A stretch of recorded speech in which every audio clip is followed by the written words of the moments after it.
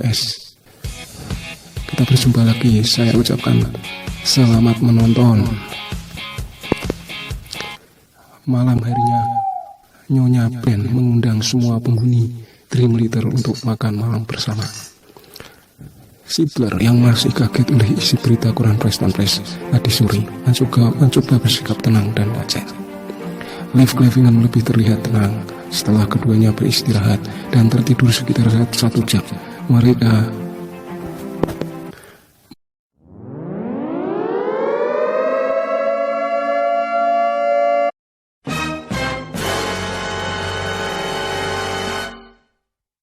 itu di samping Derek Newman dan Margot Ripley.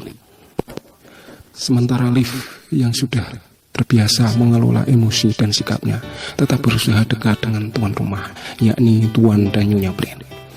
Mereka masing-masing bercakap-cakap. Margot dan Derek berbincang bersama Alan Sidler. Brenda Hood berbincang dengan Tim Blaine dan Leslie Dunn.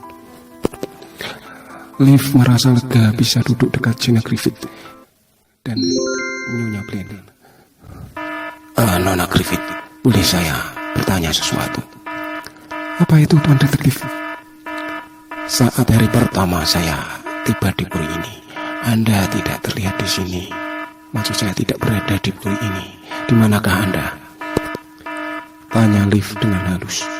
Gina agak terkejut mendengar pertanyaan itu. Liv bisa melihat reaksi itu, tapi kemudian wanita itu kembali tenang. Saya di York, mengunjungi teman saya yang di sana. Kapan Anda tiba lagi di puri ini? Tanya Liv kemudian. Esok harinya, tepatnya jam 15 esok harinya. Oke. Pertanyaan satu lagi, Nona. Apakah Anda kenal dengan pria bernama Byron F? Ternyata Gina Griffith menjawab pertanyaan itu dengan cepat. Ya, saya mengenalnya. Seberapa dekat kalian berdua? Dia penyuka saya. Maksud saya, dia menyukai pertunjukan opera yang saya mainkan. Liv terhenyak, tapi ia tetap pura-pura tenang. Jadi Anda ini pemain opera, pemain sandiwara? Nyonya Bridget Bren menyela. Baru sekarang Mr. Cleveland tahu. Nona Griffith ini pemain drama ya? Kata Bridget menengahi. Saya pernah menontonnya bersama Charles. Dia memang berbakat. Wah, hebat sekali kalau begitu.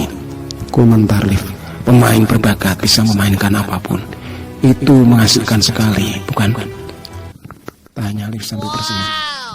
Sebagian karakter manusia itu tidak menarik dan menyebalkan, kata Gina kemudian. Saya merasa asing saat memerankannya. Kemudian Bridget Bren ikut menyela.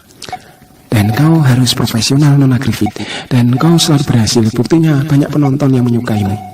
Puji Bridget Bren.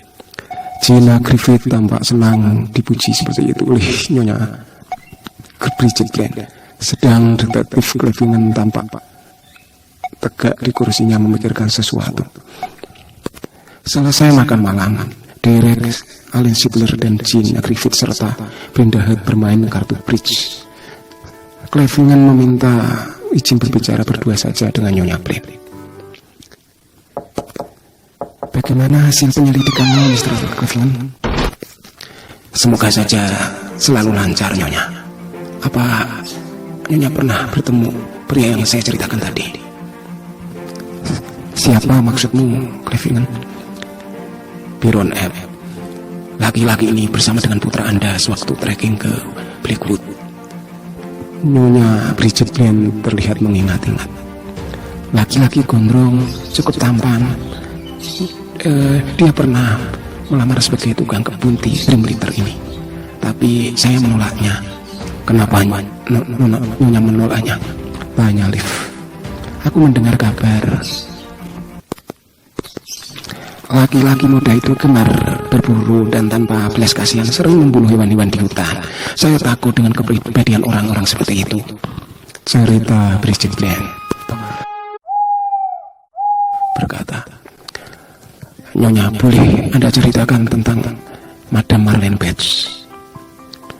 Bridget Blaine terdiam sejenak mengenang masa lalu saat dia masih muda, tentang seorang pelukis terkenal dari Belgia. Dia seorang pelukis dari Belgia, ayahnya seorang pemilik museum seni yang kaya raya di York, cerita Bridget Blaine kemudian. Kenapa, maksud saya, ada masalah apa sampai Marlene Bates dan Tuan Blaine bercerai? Bridget Blaine terdiam sesaat, kemudian ia melanjutkan. Sampai lahirnya Charles itu tidak menyatukan mereka berdua. Saat Marlene Bates sakit keras, ia menulis sebuah surat wasiat. Apa yang terjadi, Nyonya? Tanya Liv. Harta Madam Bates sepenuhnya diwariskan pada putrinya, Charles Blaine. Liv mendengarkan dengan seksama. Kemudian sejak itu Tim Blaine sering pergi dari rumah. Hubungan suami istri itu merenggang. Tim Blaine merasa tak dianggap sebagai suami, cerita Bridget Blaine. Liv membiarkan Bridget Blaine kembali tenang. Beberapa saat kemudian, begini Nyonya, saya ada berita yang hendak saya sampaikan. Bila Nyonya berjanji tidak akan mengatakan pada siapapun, ini demi kelancaran penyelidikan ini, kata Liv meminta dengan sopan. Bridget Blaine terlihat penasaran dan bertanya-tanya. Aku klienmu, Mr. Clavingen. Jadi apa kau mencurigaiku, tidak mempercayaiku? Kemudian Liv Clavingen merogoh saku jasnya. Sebuah lipatan kertas bertulis lembaran sebuah halaman surat kabar yang dilipat. Kemudian dibukanya perlahan-lahan. Dibukanya lipatan surat kabar itu dan diserahkan pelan-pelan kepada Bridget Blaine dan dengan hati-hati. Beberapa saat Bridget Blaine membaca berita di halaman surat kabar itu, surat kabar Preston Press itu. Seketika wajah wanita setengah baya yang cantik itu tampak terkejut sekali. Nyonya sudah berjanji tidak akan mengatakan pada siapapun, termasuk tidak menceritakan ini kepada suami Anda. Iya, aku mengerti Mr. Clavingen, tapi aku benar-benar terkejut dan tidak percaya ini. Liv membiarkan Nyonya Blaine perlahan-lahan untuk kembali tenang. Inilah judul berita itu. Charles Blaine, pewaris tunggal Museum Seni Diamond Penta, dikabarkan menghilang sudah sebulan ini. Kembali. Nah, bagaimanakah kisah selanjutnya? Untuk mengetahui kisah selanjutnya, mari kawan-kawan pemirsa TBS subscribe channel ini agar Anda tidak ketinggalan jalan ceritanya. Terima kasih sudah menonton. Sampai jumpa.